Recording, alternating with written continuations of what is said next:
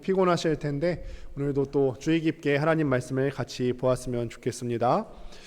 오늘은 주의 약속하신 말씀 위에서라는 제목으로 하나님의 말씀을 증거하도록 하겠습니다. 때로는 사람이 인생을 살아가면서 여러 가지 일들을 경험하게 되고 정말 훌륭한 일 하나를 하고 위대한 일 하나를 하고 난 다음에 바로 이어서 실패를 경험할 때가 있어요. 사람이 정말 큰 일을 하나 해내고 난 다음에 계속해서 잘하면 좋을 텐데 그 큰 일을 해내고 난 다음에도 실패하는 경우가 종종 있더라는 것입니다. 성경에도 그런 경우들이 몇 번 나왔어요. 남들이 다 잘했다 칭찬에 마땅해 그런 일을 하고 나서 그 다음에 곧장 무너져 버리는 일들을 우리는 종종 목격하고는 합니다. 엘리야가 그랬죠. 엘리야가 갈멜산에서 정말 큰 일을 행했습니다. 바알과 또 아세라를 섬기는 그 이방 선지자들 850명, 850대 1과 싸워서 이겼음에도 불구하고 그 큰 일을 행했으면 그 다음부터 승승장구하면 참 좋을 텐데 그 다음에 무너져 내림을 경험했어요. 그 어떤 종보다도 정말 위대한 기도와 위대한 능력을 보였던 주의 종 엘리야였습니다. 그런데 곧바로 그 일이 일어난 후에 그에게 두려움과 허탈감이 찾아오게 되죠. 엘리야가 그 일을 850대 1과 싸우고 나서 이겼는데 하고 났더니 두려운 거예요. 이세벨이 혹시나 자기를 죽일까 두렵고 그 큰 일을 했음에도 불구하고 마음 가운데 두려움이 있습니다. 그리고는 엘리야가 하나님을 원망했죠. 우리 하나님은 그때 엘리야의 아픔과 그 마음속에 있는 두려움을 무시한 것이 아니라 다 들어주셨습니다. 까마귀를 보내주셔서 먹여주시고 또 엘리야가 깊은 잠에 빠져들게 하고 하나님의 산 호렙에 이르게 해주셨습니다. 그리고 나서 하나님의 그 보살핌 덕분에 엘리야가 위대한 일 후에 무너져 내렸지만 그 다음에 엘리야가 다시 회복될 수가 있었어요.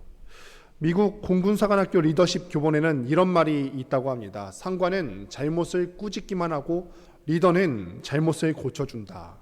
상관은 잘못을 꾸짖기만 하는데 리더는 그 사람의 잘못된 것들을 보고 고쳐준다라는 것이죠.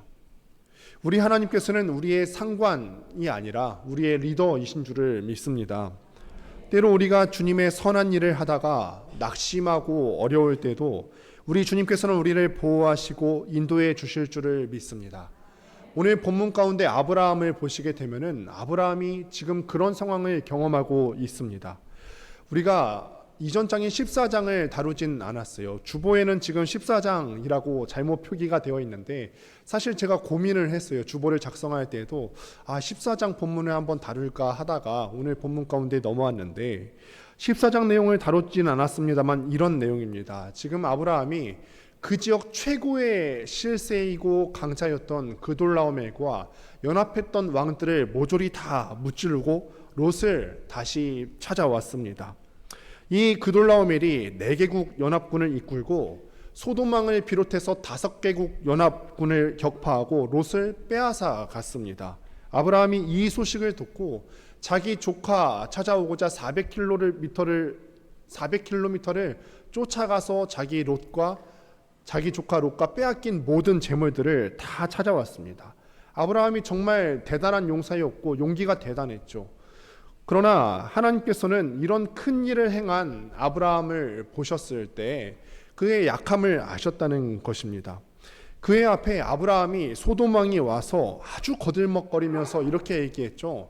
소돔왕이 승리한 아브라함을 맞이하면서 야, 재물은 너가 가져가고 사람들만 나한테 보내주면 된다 했을 때에도 아브라함은 전혀 요동하지 않았어요. 됐다.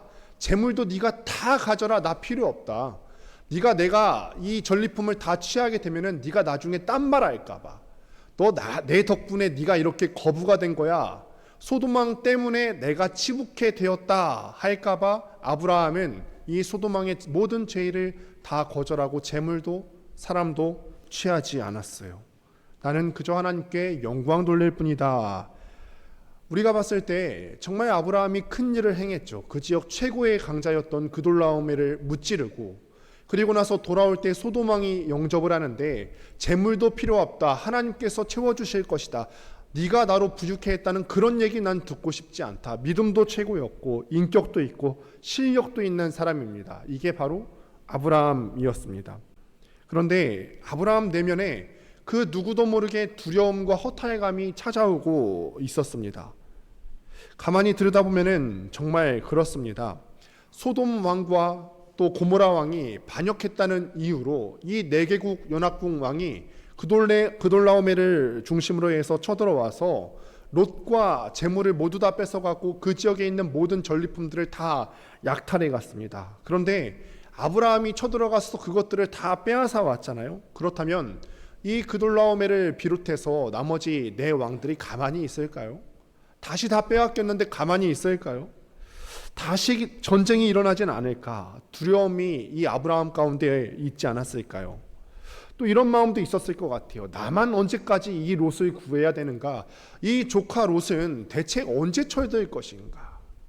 이 전장 14장 12절을 보면은 소돔 땅에 롯이 살았기 때문에 마침 우연찮게 그 땅에 살아서 운이 나빠서 그돌라오멜이 쳐들어왔을 때 롯이 잡혀간 것처럼 기록되어 있습니다만, 영어 성경을 보면은 그것이 아닙니다. 영어 성경을 보게 되면은 롯이 소돔 땅에 살았기 때문에, 그 이유 때문에 이 그돌라오멜에게 잡혀갔다. 하나님께서는 소돔 땅을 이미 심판할 계획을 세우고 계셨어요. 악하기 때문에.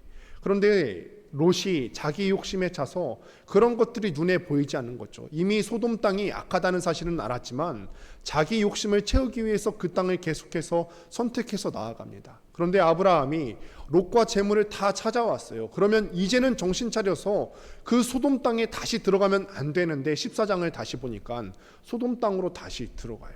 그럼 아브라함 마음 가운데는 그렇겠죠. 기껏해서 다시 롯을 되찾아왔는데 다시 내 곁에는 롯이 없습니다. 아직도 정신을 못 차리고 롯이 소돔 땅으로 들어갑니다. 아브라함이 그렇게 마음에 어려움이 있는지 아무도 몰랐어요. 그런데 하나님께서는 아셨지요. 그리고 하나님께서 아브라함에게 찾아오셔서 아브라함에게 말을 걸어주십니다. 아브라함아, 두려워하지 말라. 나는 너의 방패요 너의 지극히 큰 상급이니라. 아브라함은 마음속에 또다시 전쟁이 일어날 수도 있겠다. 나의 대적이 일어나서 나를 얼마든지 다시 공격할 수 있겠다. 두려움이 있었습니다. 그래서 하나님은 먼저 찾아오셔서 내가 너의 방패가 되어줄 것이다. 내가 너를 지켜줄게. 아브라함아, 너 정말 착한 일 많이 했구나. 대단하다. 내가 너의 상급이 되어주마. 내가 너의 수고한 것에 대해서 보상해 주마. 하나님께서는 이미 다 아셨습니다. 이 아브라함이 어떤 허탈감에 어떤 두려움에 빠져 있는지 아시고 하나님께서 먼저 찾아오셔서 이렇게 말씀해 주셨죠. 그러자 아브라함은 말문이 열리게 되었습니다. 원래 그렇지 않습니까? 우리가 때로는 두려움에 빠지거나 염려나 허탈감에 빠지면은 다른 사람들 앞에 가서 입도 뻥끗하기 싫을 때가 있어요. 우리 마음 가운데 낙심이 될 때거나 아니면 인생 가운데 정말로 절망감이 찾아올 때는 집에 돌아가서도 아무 얘기하기 싫을 때가 가끔 있습니다. 가까운 가족들이나 친구들한테도 말 한마디 하기 싫고 그저 혼자 있고 싶을 때가 있습니다. 그런데 이런 사람들이 계속해서 위로를 받다 보면은, 진정한 위로를 받다 보면 마음이 열리게 되죠. 하고 싶은 말이 이제는 그 사람 앞에서, 나를 위로하는 사람 앞에서 점점 많아지는 거죠. 그래서 2절에 이렇게 말합니다. 주 여호와여 무엇을 내게 주시려 하나이까? 주 여호와여 무엇을 내게 주시려 하나이까? 여러분, 아브라함은 엄청난 부자였습니다. 이 아브라함이 잘 살아서 부자가 된 것은 아니지만 하나님께서 이 아브라함을 특별하게 생각해 주셔서 애굽에서 나올 때쯤에는 엄청난 거부가 되어 있었습니다. 이 창세기 14장 이전 장을 보면은 그돌라오멜과 싸우게 되는데 그때 집에서 길리던 사람 318명을 데리고 쫓아갔다고 기록이 되어 있어요. 물론 집에서 길렸다고 해서 군사적인 훈련을 목적으로 한 사람들은 아니었지만 그럼에도 불구하고 길리던 사람 318명이면은 식솔까지 포함하게 되면은 그 헤브론 산지에서 무려 1000명이 넘는 사람들이 아브라함과 함께 했었을 것이다 라는 추측입니다. 엄청난 거부죠. 그런데 이 아브라함이 주여 무엇을 더 주시겠나이까? 라고 하나님께 요청합니다. 더 달라고 하는 것은 탐욕 아닐까요? 여러분 집에 여러분들이 거느릴 수 있는 1000명의 식솔이 있다고 한번 생각해 보세요. 더 달라고 할 말이 나올까요? 그리스도인들은 더 달라고 하면은 안 되는 거 아닌가 하는 생각이 들 때가 있는데 그런 게 아니죠. 아브라함에게도 다 있는 것 같지만 다 있는 것 같아 보이는 사람도 결핍이 있어요. 사람은 누구나 다 결핍이 있죠. 내 옆에 있는 사람들 보면 나 빼고 다 잘 사는 것 같은데 그 사람도 면면이 들여다보면 다 결핍이 있습니다. 없는 게 아브라함에게도 있었다는 거예요. 다 가진 것처럼 보이지만 없는 게 하나 있었죠. 그래서 아브라함이 이렇게 얘기하죠. 나는 자식이 없사오니 나의 상속자는 다메섹 사람 엘리에셀이니이다. 나는 자식이 없사오니 나의 상속자는 이 다메섹 사람 엘리에셀이니이다. 이게 지금 그의 마음을 흔들고 있는 요체죠. 돈이 많았고요. 조카 롯에게 있어서는 착한 삼촌이었어요. 열심히 쫓아가서 자기의 생명을 걸고 그 근방의 강자였던 그돌라오멜과 연합군을 무찔렀습니다. 롯을 구해왔어요. 그런데 롯이 떠나버렸습니다. 그리고 또다시 그 빼앗겼던 그돌라오멜이 전쟁을 다시 일으킬지도 모른다는 두려움이 찾아왔습니다. 한마디로 정리하면 이렇습니다. 롯은 내가 구했어요. 그런데 나는 누가 구하죠? 롯은 내가 쫓아가서 구했는데 나는 누가 구해줍니까? 나는 삼촌이 되어서 목숨 걸고 찾아가서 롯을 구해왔는데 하나님 나는 누가 구해주죠? 여러분 이 아브라함의 두려움과 고민이 이해가 되십니까? 말을 계속해서 더하는 모습을 볼 수가 있습니다. 이 사람이 지금 우리가 알고 있는 그 믿음의 조상 아브라함이 맞나 싶을 정도로 말이 너무 많아져요. 수다쟁이가 된 것 같습니다. 주께서 내게 씨를 주지 아니하셨기 때문에 주께서 내게 씨를 주지 아니하셨으므로 하나님 나에게 씨를 주신다면서요. 나의 민족이 크게 해주신다고 하나님 말씀하셨잖아요. 그런데 아직도 안 주셨잖아요. 내 나이가 지금 하나님 얼마나 내 나이가 들어가는지 아세요? 내가 내 아내 쳐다보고 있으면은 이미 늙어서 쭈글쭈글합니다. 어떻게 아기를 낳는단 말이에요. 경수가 다 끊겼는데 생물학적으로 아이를 낳을 수 없는데 어떻게 아기를 낳는단 말이에요. 그러니 하나님께서 내 민족을 크게 만들어 주겠다 할 때도 아브라함이 그렇게 들었기는 했습니다만 마음에 이해할 때는 어떻게 받아들였냐면은 아 그래 내가 무슨 아기를 낳겠어. 이게 내 친자식이 아니라 그래도 내가 집에서 길리던 종 엘리에셀 있지. 엘리에셀이 꽤 똑똑해. 또 의리도 있어. 엘리에셀을 통하여서 내가 양자 삼아서 그 사람을 통해서 내 자손이 많아질 수도 있겠다. 이렇게 생각하는 거죠. 여러분 그렇게 생각할 수 있습니다. 겉으로는 아브라함이 전장까지 정말 멋있었어요. 14장까지 봤을 때는 이 연합군들을 다 무찌르고 돌아올 때 전리품을 나는 전리품 하나도 안 가져도 돼. 하나님께서 다 채워주실 거야. 네가 나한테 주는 그런 전리품 필요 없어. 참 멋있는 사람이에요. 안 가진 것이 없는 것처럼 참 대단한 사람입니다. 믿음도 굉장히 좋아 보입니다. 그러나 그의 내면은 골물대로 골마가고 있습니다. 우리도 그럴 수가 있다는 것입니다. 교회에서 우리가 굉장히 중요한 역할을 맡고 있고 꽤 큰 사역들을 영향력을 미치며 살아가지만 사실 우리 내면은 주님 앞에 골마 터져가고 있는 중일 수도 있겠다라는 거죠. 그때 주님께서는 책망하지 않으셨습니다. 꾸짖지 않으셨어요. 아까도 말씀을 드렸지만 꾸짖기만 하는 것은 상관이고 이 잘못된 사람을 고쳐주시는 것이 리더인데 우리 하나님께서는 우리의 잘못을 꾸짖기만 하시는 것이 아니라 우리의 잘못을 고쳐주시고 변화시켜주시는 분인 줄 믿습니다. 하나님께서 아브라함에게 찾아오셔서 이렇게 말씀하시죠.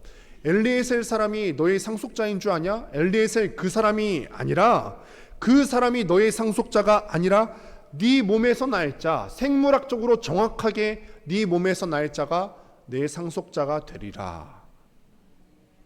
아니야, 그게 아니야. 내가 너한테 정말로 자손을 줄 건데 그 자식을 통해서만 그 일이 이루어질 거다. 이게 누가 들어도 사실은 축복의 말씀 싫어할 사람이 아무도 없지 않습니까? 누가 들어도 좋은 말이에요. 그런데 누가 들어도 거짓말 같은 말입니다. 여태까지 하나님께서 안 이루어 주셨잖아요. 나이가 점점점 들어가서 사람의 상식으로는 자식을 낳을 수 없는 지경에까지 이르렀지 않습니까? 누가 들어도 좋은 말이지만 누가 들어도 거짓말 같은 말, 하나님이 또 하시는 거죠. 아브라함이 이 마음 가운데 잘 안 믿겨질 수 있으니까 하나님이 아브라함을 이대로 두면 안 되겠다 싶으셨나 봐요. 너 이제 방구석에서 좀 나와볼래? 또 나 좀 따라서 이리로 나와봐. 하나님이 아브라함을 데리고 바깥으로 나오셨어요. 데리고 나오십니다. 하나님이 그 마음 가운데 두려움과 허탈감에 빠져있는 아브라함의 손을 잡고 바깥으로 나오셨어요. 야, 아브라함아, 이제는 고개를 들어서 하늘을 한번 봐라. 저 하늘에 뭐가 보이니? 별이 보이니? 너의 자손이 이 별처럼 많아질 거다. 요즘에는 하늘을 들어서 별을 보라 하면은 별이 잘 안 보일 텐데 당시에는 별이 셀 수 없이 많았겠죠. 그러면서 이게 실제로 상징적인 배움으로 아브라함이 깨달아갔을 거예요. 별 하나, 아들 하나. 내 자손이 저렇게 많아지겠지. 별 둘, 아들 둘. 별 셋, 아들 셋. 와, 내 자손이 저렇게 많아진다고. 이 땅에서는, 우리나라에서는 별을 보기가 참 어려운데 제가 이 말씀이 아프리카에서는 잘 보이더라고요. 아프리카는 별이 굉장히 많습니다. 밤하늘의 별을 보면은 별이 그렇게 잘 보여요. 저는 자느냐고 보지 못했는데 제 아내는 별똥별 떨어지는 것도 다 봤다고 해요. 아브라함도 아마 그랬을 거예요. 선명하게 보였을 거예요. 하나님께서 실물 교육을 하시면서 저 별들 보여? 얼마나 많이 보이니? 저 숫자만큼 너의 자손이 그렇게 많아질 것이다. 믿기 어려워하는 아브라함에게 하나님께서 먼저 찾아오셔서 그냥 질책하고 꾸중하시는 것이 아니라 하나님께서 먼저 그림책 하나를 하늘에 걸어두셨죠. 언제든지 이 아브라함이 하나님께서 그 말씀 주시고 다음 날이 되고 일주일이 지나고 또 1년이 지나서 믿음이 약해질다면은 그 하늘을 보면 또 말씀이 생각날 거예요. 저 별을 볼 때마다 그래, 하나님께서 저 별을 보여주시면서 나에게 말씀하셨지. 그 약속이 두고 생각나는 거죠. 언제든지 하늘 보면은 하나님 약속을 믿을 수 있도록 하나님께서 하늘에 그림책 하나를 만들어 주셨죠. 우리가 주님 앞에 할 일은 하나님의 만들어 주신 그 그림책들을 바라보는 것이 아닐까. 이번 한 주도 하늘의 그림책을 늘 바라보시고 우리 삶 가운데 하나님께서 우리 삶 속에도 그림책을 만들어서 걸어두시는데 그 그림책을 바라보시는 은혜가 있게 되기를 바랍니다. 아브라함이 이 하늘의 별, 하나님의 그림책을 바라보다가 이제는 마음에 믿기로 합니다. 그렇게 될 수도 있겠구나. 그렇게 될 수도 있겠다. 이렇게 내 마음에 하나님의 말씀을 듣고 위로가 되는 것을 보니까 그렇게 되겠다. 하나님, 내가 믿습니다. 창세기 15장 6절 같이 한번 보도록 하겠습니다. 함께 읽습니다. 시작. 아브라함이 아멘. 아브라함이 여호와를 믿으니 여호와께서 이를 그의 의로 여기시고. 아주 오랜 시간이 지난 후에 바울이 이 구절을 인용해서 로마서에서 이신칭의 교리를 만들어냅니다. 오직 의인은 어떻게 구원받는다고요? 믿음으로 말미암아 살리라. 오직 의인은 믿음으로 말미암아 살리라.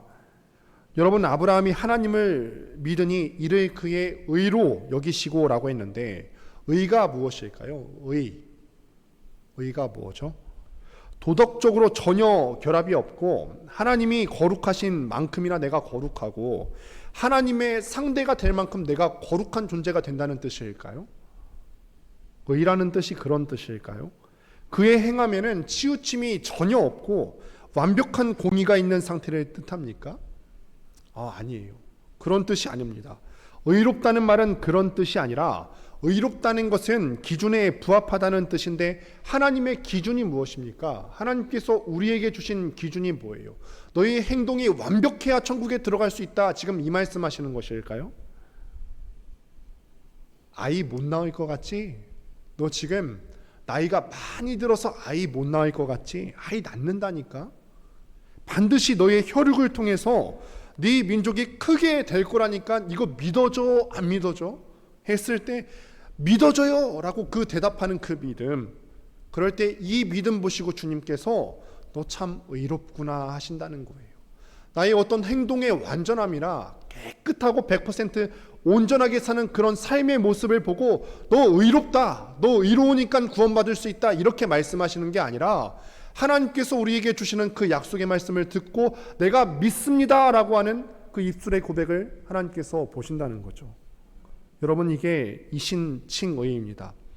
도저히 믿을 수 없는 것을 믿도록 만들어주시는 하나님의 노력 때문에 가능한 거예요. 하나님께서 아브라함은 계속해서 잘 안 믿겨지는데 오늘 본문도 보면은 굳이 하나님께서 막 찾아가서서 간절하게 요청하시는 것처럼 보여요. 너 믿을래? 하늘의 별 보여주면서 이래도 못 믿겠니? 하나님께서 뭐가 아쉬우셔서 이렇게 계속 찾아오실까? 우리가 잘해서 한 것이 아니라 우리가 먼저 하나님을 찾아서 이루어진 것이 아닙니다. 우리에게 먼저 찾아와 주시고 말씀해 주시고 하늘에 하나님의 그림책을 걸어주시고 너 믿어지니 이제? 예, 믿어집니다. 이 대답 들을 때 이야 너 참 의롭구나, 이게 이신칭의입니다. 우리 날마다 하나님 앞에 이 믿음 가지고 살아갈 수 있게 되기를 바랍니다. 그렇게 아브라함의 인생이 어떻게 걸어왔는지를 한번 가만히 보시기를 바랍니다. 갈대아 우르 땅에서 원래는 아브라함이 우상 숭배자였다는 사실을 말씀을 드린 바가 있습니다. 우상 숭배자였는데 하나님께서 이 아브라함을 부르시고 아브라함이 1000km 이상을 걸어와서 아버지와 가족이 다 죽고 가나안으로 내려왔지만 그 가나안 땅에 기근이 들어서 애굽까지 내려갔다가 엉뚱한 짓을 하고 다시 올라오고 또 전쟁을 멋있게 잘 치러냈지만 시험을 잘 통과한 것 같지만 또다시 무너지는 이 아브라함을 기어코 일으켜 세우시는 그 하나님, 이 아브라함의 인생은요 하나님께서 계속 만들어 가시는 하나님의 작품입니다. 아브라함 개인의 노력 때문에 만들어진 그런 작품이 아니라 하나님의 작품, 성령으로 빚어진 성령의 걸작품이었던 것이죠. 하나님이 우리의 인생 또한 그렇게 만들어 가시는 줄 믿습니다. 그래서 이거를 마스터피스라고 하죠. 걸작품입니다. 우리 한 명 한 명이 하나님의 뭐라고요? 마스터피스, 걸작품이라는 것입니다. 옆에 사람 한번 보실까요? 걸작품 같은지 아닌지 약간 결합이 있나? 그런데 여러분, 우리 한 명 모두는 다 하나님의 걸작품입니다. 그 인생을 다 이끌어 가시면서 하나도 빼놓지 않고 섭리 가운데 이끌어 가시는 하나님의 걸작품입니다. 이게 하나님께서 얼마나 하고 싶으셨던 말인지 가만히 계실 수가 없었습니다. 그래서 아브라함에게 말씀하시죠. 아브라함아, 5가지 재물을 나한테 가져와라. 내 앞에 놓고 내가 너와 언약을 맺을 게 있다. 지금 너랑 나랑 조약을 하나 맺어야 되겠다. 당시 사람들은요, 약속을 할 때 그 약속의 증거로 재물을 놓았고 재물을 그냥 태우지 않았고 쪼갰습니다. 아브라함도 그 재물을 쪼개서 양쪽으로 놓았습니다. 당시 사람들은 이렇게 믿었습니다. 이렇게 쪼개놓고 서로 약속을 하는데, 우리는 지금 현재 어떤 부동산 계약을 하면 자기 직인의 도장을 찍지 않습니까? 그것으로 땅 계약이 완료가 되는데, 그때 당시에 계약을 할 때는 쪼갠 짐승 사이를 당사자들이 걸어갔어요. 사실은 당사자가 양쪽이 다 가로가는 것이 아니라 좀 더 강한 사람이 가운데에 있고 그 강한 사람 앞에서 약자가 그 쪼갠 짐승 사이를 건너가게 되죠. 그러면서 강자에게 이렇게 맹세하는 거예요. 내가 당신에 대한 어떤 조공을 해야 되는 의무를 다하지 않으면은, 내가 강자인 당신 앞에 이 책임을 다하지 않으면은 내가 이 쪼갠 짐승처럼 죽어도 됩니다. 자기 생명을 걸고 하는 약속이었다는 겁니다. 내가 이 충성 맹세를 어길 시에 내 목숨으로 대신하겠습니다. 나를 이 쪼갠 짐승처럼 만들어 주셔도 됩니다. 하나님이 지금 이거 하자고 재물을 가져오라고 하시는 겁니다. 그런데 뒤에 읽어보시면 아시겠지만 아브라함은요, 이 쪼갠 짐승 사이를 걷습니까? 안 걷습니까? 이 쪼갠 짐승 사이를 아브라함은 걷지 않습니다. 하나님만 걸으세요. 하나님만. 방금 전에 말씀을 드렸다시피 강자는 그냥 서 있고 약자가 그 사이를 지나가는 것이라면은, 하나님은 그냥 계시고 아브라함이 그 쪼갠 짐승 사이를 지나가면서 하나님, 내가 당신에게 충성하겠습니다. 이 충성을 어길 시에는 내가 이 쪼갠 짐승처럼 나를 죽여주옵소서 이렇게 해야 되는데 오히려 강자이신 하나님께서 그 사이를 걸으시고 아브라함은 깊은 잠에 빠졌죠. 여러분, 이게 말이 될까요? 사실은 하나님께서 아브라함에게 하신 약속, 내가 너희 자손을 많게 해주겠다 하는 약속은 아브라함은 할 필요가 없고 지킬 수도 없는 약속이죠. 하나님만 걸으시면 됩니다. 아브라함이 할 수가 없는 것이니까. 내가 너를 큰 민족으로 만들어주마. 내가 만약에 그렇게 못 만들면은 네가 나를 쪼개라. 여러분, 이게 말이 됩니까? 네가 나를 쪼개라. 아까 말했지만 보통 그 사이는 약자가 강자 앞에서 지나가는 것입니다. 그런데 하나님께서는 늘 우리를 향한 사랑 앞에서 기꺼이 약자가 되어주시죠. 기꺼이 얼마든지 내려와 주시죠. 우리가 여호수아 말씀을 통해서도 보았지만 우리 같은 약한 인생을 위하여서 하나님께서는 기꺼이 우주의 섭리를 자신이 만드신 우주의 섭리도 바꾸시고 기꺼이 내려와 주시지 않으십니까? 얼마나 겸손하신 하나님이신지, 또 얼마나 아름다운 하나님이신지, 하나님이 쪼갠 짐승을 내어놓고 두 번째 그림책을 걸어두고 계시는 것입니다. 양들과 염소를 보고 제물을 드릴 때마다 하나님의 그림책 쪼개진 짐승이 생각날 거예요. 이 아브라함이 이때뿐만이 아니라 앞으로 제사를 드릴 때에도 양들을 쪼개고 짐승을 쪼개면서 제사를 드릴 텐데 그때마다 하나님 주신 약속이 기억이 날 거예요. 이 그림책 보면서 그래, 하나님께서 이렇게 나와 약속해 주셨고 내 앞에서 이렇게 낮아지셨던 하나님이셨지. 두 번째 그림책이었죠. 그런데 그것만이 아니죠. 아브라함아, 반드시 너의 후손이 400년 동안 애굽 땅에 내려가서 종살이하게 될 거다. 4대 만에 돌아오게 될 텐데 부자가 되어서 돌아올 거다. 엄청난 민족이 되어서 돌아오게 될 거다. 내가 그렇게 만들어 줄 거다. 뿐만 아니라 너희가 가나안 땅에 다시 돌아올 때는 애굽 큰 강에서부터 유브라테스 큰 강까지 그 사이에 10개의 민족이 있는데 그 10민족을 다 징벌하고 심판하고 하나님의 의의 도구로 너희 자손이 쓰임받게 될 거다 약속하셨습니다. 그런데 10개의 민족이라고 그냥 뭉뚱그려서 말씀하시는 것이 아니라 오늘 보시게 되면은 10개의 민족의 이름을 다 나열해 주십니다. 이것도 그림책이죠. 약속해 주시는 실물 그림입니다. 애굽의 큰 강부터 유프라테스 강까지 있는 10개의 민족의 이름 하나하나를 거론하시면서 너희 민족이 이 민족들을 심판하는 도구로 쓰여지게 될 거다.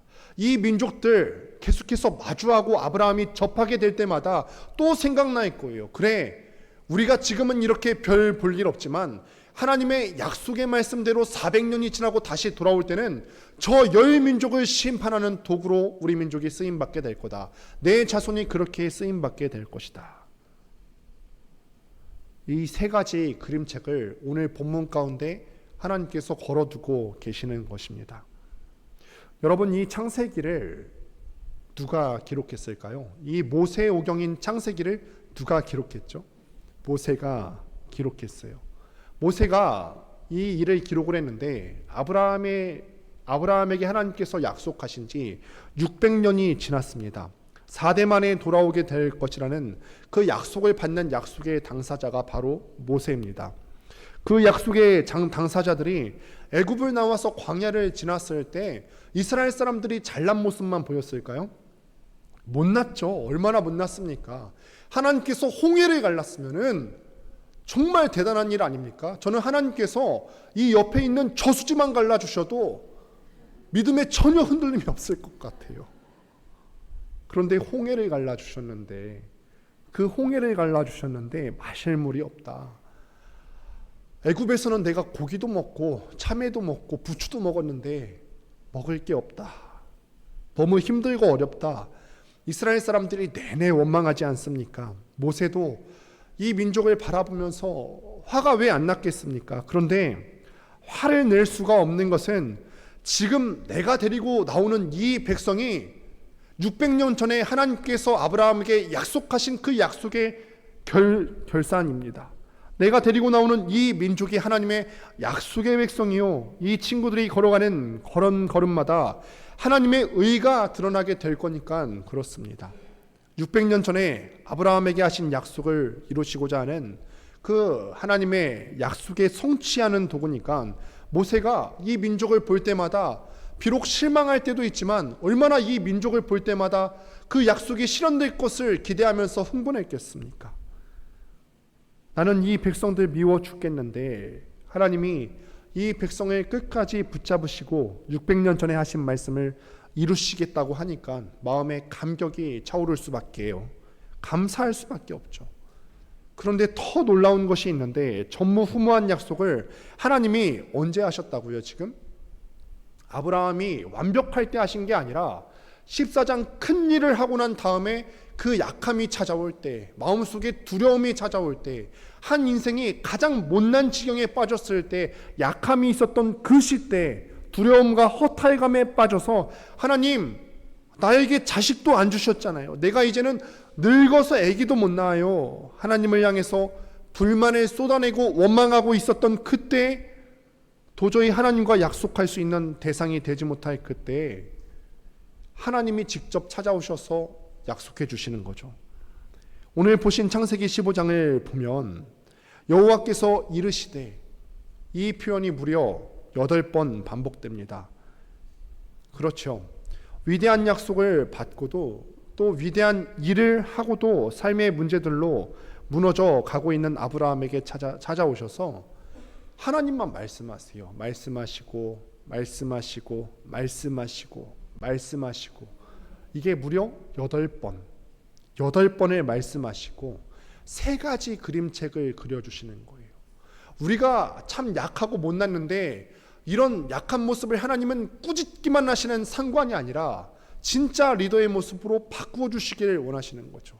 이래도 안 믿을래? 이거 보여줄 건데 이 그림책 보고도 안 믿을 거야? 2번째 그림책 걸어줄 건데 이 그림책 보고도 안 믿을 거야? 3번째 그림책 걸어주시고 이거 해도 안 믿을 거야?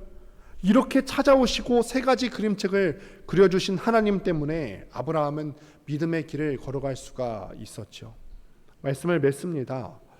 우리도 인생에 대한 두려움이 있으십니까? 혹은 큰 일을 간혹 한다고 했는데 큰 일을 하고 난 후에 허탈감에 빠져 계십니까? 그럴 때 우리 인생에도 하나님께서 그림책들을 걸어두시고, 물론 아브라함과 똑같은 그림책은 아닐 수 있습니다. 우리가 하늘의 별을 보면서 똑같은 약속을 받지는 않지 않습니까? 그런데 각자 인생마다 하나님께서 반주를 주실까요? 그림책을 걸어두실 거예요. 때로는 병 나은 상황이 우리의 그림책이 될 수도 있고, 때로는 내가 어떤 것을 두고 기도할 때 그 기도 응답받은 게 우리의 그림책으로 주셨던 것도 있는데, 그 그림책 보시고 아브라함과 같이 무너진 내게 오셔서 나를 일으켜 주시기 위해서 8번 말씀해 주실 그 하나님을 바라보실 수 있게 되기를 바랍니다. 그럼 이번 한 주 우리의 삶은 성령의 걸작품이 될 줄로 믿습니다. 이 시간에 다 같이 일어서서 한 가지 찬송하도록 하겠습니다. 주님 약속하신 말씀 위해서 힘차게 찬양하겠습니다.